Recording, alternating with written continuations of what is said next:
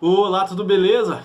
Vou conversar um pouquinho com você hoje acerca de um personagem de um seriado chamado Friends, tá bom? Uma sitcom norte-americana, estadunidense, muito famosa, muito conhecida, talvez uma das séries mais conhecidas do mundo, né? Então Friends foi uma série que durou aí 10 temporadas, salvo engano, 9, 10 temporadas, né? E era um grupo de 6 amigos que a gente convivia ali com os seus dramas da vida diária, da vida cotidiana, trabalho, relacionamento, né, amizade. Então a gente tinha ali alguns dramas da vida que eram encarados a partir de um viés cômico, né, a partir de um viés da comédia.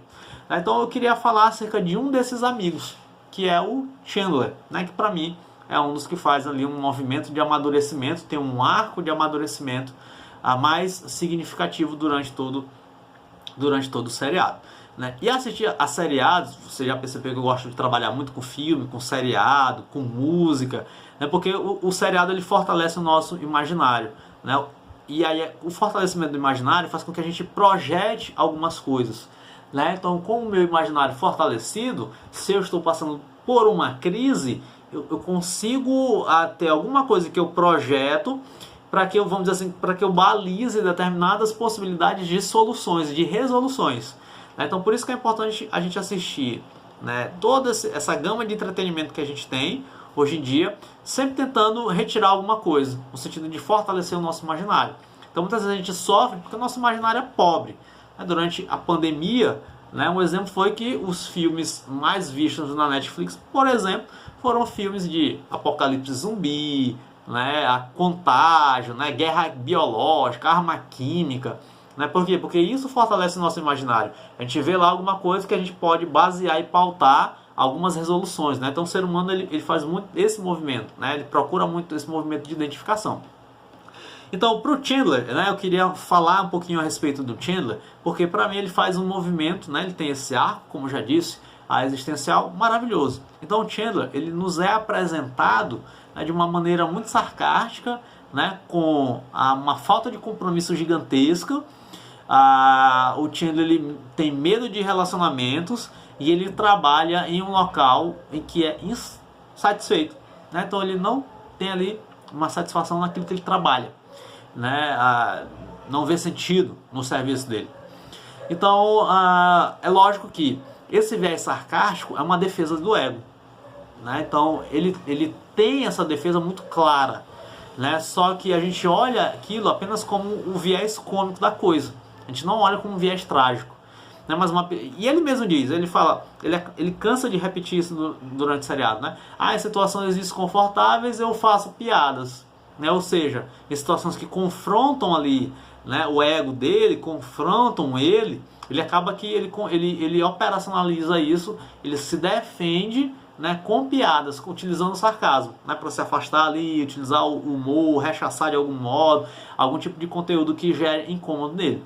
Mas logicamente, né, o seriado é um seriado cômico, então a gente vai observar logicamente só o que é cômico, a gente nem percebe o que é trágico nesse cômico, né, a gente não vai perceber, a gente vai sorrir muito.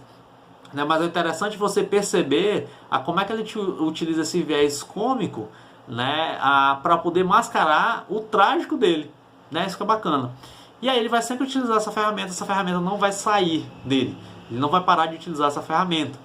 Né, por mais que, vamos dizer assim, num amadurecimento ideal, ele pararia de utilizar esse tipo de ferramenta, ou pelo menos ele conseguiria reduzir e muito esse tipo de ferramenta. Né, vamos dizer assim, numa maturidade ideal, ele utilizaria pouco ou quase nada essa ferramenta sarcástica para lidar com conteúdos que de repente o incomodassem.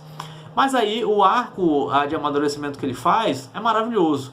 Né? Então ele nos é apresentado com medo de compromisso, né? E ele faz um movimento de, quando ele começa a namorar com a Mônica, se relacionar com a Mônica, ele assume esse compromisso.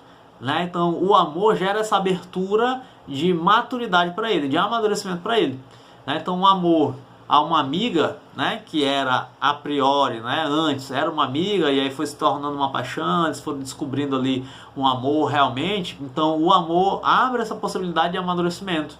Então ele vem ali muito no mesmo caminho, numa mesma vibe, até ele se encontrar com o amor, né? Até ele se encontrar com a Mônica, né? Vamos dizer assim, a Mônica encarna o amor, né? Ele consegue perceber isso, né? Ele consegue contemplar esse amor.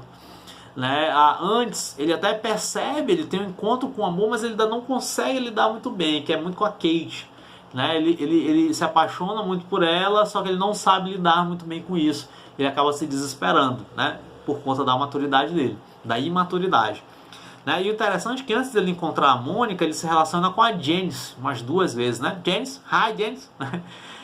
E aí, é interessante que numa segunda vez que ele se relaciona com a Janice, ele tenta fazer esse movimento de maturidade, mas ele ainda não está pronto. Né? Então ele é aquele cara que, ou é aquela pessoa que tem medo de compromisso, e aí na hora que ele diz assim, não, agora você é a pessoa mais compromissada do mundo, que é o que ele diz, né? Agora você é o cara mais compromissado do mundo. Ele acaba de conhecer a Janice e ele já quer casar com ela.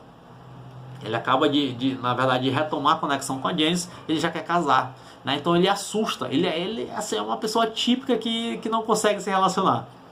Né? Ele tem medo de assumir o compromisso, na hora que ele tenta fazer um movimento, ele não sabe como faz, não sabe como age, e ele age de maneira muito afoita, muito afobada.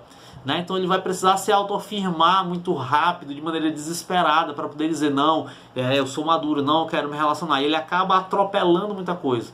A gente consegue observar isso em várias pessoas que têm medo de compromisso, o que não sabe assumir compromisso, né? E na ansiedade de conseguir assumir o compromisso, esse tipo de pessoa vai atropelando muita coisa. Vai atropelando, né? Tanto que ele assusta a Janice, peraí, cara, a gente está retomando a nossa relação agora, não estou preparada para lidar com um compromisso sério, então, pé na bunda, vai para lá que eu vou para cá. E aí ele fica desesperado, porque ele entra em crise, ele fala assim, cara, assim antes não dava certo porque eu tinha medo de compromisso, agora que eu quero assumir o compromisso, a pessoa está com medo. Mas lógico, ele mete os pés pelas mãos, porque ele não sabe lidar muito com aquilo. Né? Acaba que ele mete realmente os pés pelas mãos, ele se atropela, né? Ele é muito ansioso, muito agoniado para poder engatar esse relacionamento, e acaba que dá tudo errado. Né? Mas ele, neste movimento com a Janice, ele está muito ali, amadurecendo, fazendo o arco de amadurecimento dele. E ele se encontra com a Mônica, né? E o processo de encontro com amor, ele declara amor a ela. E esse processo de amor vai fazendo com que ele faça certos amadurecimentos. Né? Assumir o compromisso é um deles, né? Então ele consegue assumir isso, não, vamos nos relacionar, vamos assumir o compromisso, e ele consegue fazer isso, ele consegue manter esse tipo de compromisso que ele não conseguia, então isso já é um sinal de maturidade, né? Já consegue encarar isso, ele fica com um pouco de medo, um pouco de receio, mas eles desenrolam isso muito bem, ele consegue responder muito bem esse tipo de compromisso, né? Por conta do amor. Né, ele assume esse compromisso, ele se reconcilia com os pais, ou pelo menos gera essa abertura. Né, ele tinha um afastamento em relação ao pai, né, por conta de uma opção do pai. Né, o pai acaba se transformando, se travestindo, né, numa mulher, e ele acaba que rejeita um pouco, tem uma rejeição ali, muitas situações traumáticas na infância por conta dessa opção, dessa elaboração do pai, né? Então ele tem muitos conflitos em relação a isso, mas ele acaba tendo essa abertura novamente ao pai, ele olha ao pai, né, com um olhar de misericórdia, e tem essa reabertura de novo, essa reaproximação, muito por conta do compromisso que ele assume com a Mônica, né, e faz esse arco de amadurecimento. Então isso é maravilhoso, né? Então mais um sinal de maturidade, né, olhar o pai com um olhar de humanidade, né, e com menos olhar de julgamento. Então ele faz essa abertura, isso é maravilhoso. E o último movimento de amadurecimento dele é que ele sai de uma carreira em que a gente não sabia nem em que ele trabalhava, né? Então era até uma piada dentro do seriado, né? O que o Chandler faz? Cara, não sei o que o Chandler faz, não sei qual a função, não sei qual é o trabalho dele. Isso virava até uma piada dentro do próprio seriado, que a gente não sabia o que ele fazia, mas o fato da gente não saber o que ele fazia é muito um símbolo daquilo que realmente aquilo que ele fazia não representava para ele. Né? Então, assim, de tão insignificante que era aquilo que ele fazia, né? A gente não sabia nomear. Né? Então, tem muito esse símbolo disso. Então, o que o Chandler faz? Não sei. Né? Porque nem ele sabe. Ele está ali, né? Ele ganha bem, ele tem uma... A gente nunca viu o Chandler reclamando de recurso financeiro. Então, ele está ali, tem um recurso financeiro, né? De algum modo resolve algumas dependências dele. Então, a independência financeira ele adquire logo, ele não tem preocupação com isso, ele ajuda muito o Joey, né, em relação a isso, em relação a esse tipo de amizade. Ele sempre foi ali muito maduro, então ele doou muito financeiramente para o Joey, por exemplo, né? Mas ele tem uma resolução prática que quando ele chega na meia-idade ali, ele vai refletir e vai falar, cara, eu vou fazer uma transição, porque aquilo que eu faço não faz sentido para mim. Né? Isso é um reflexo de um arco assim de vida de muita gente.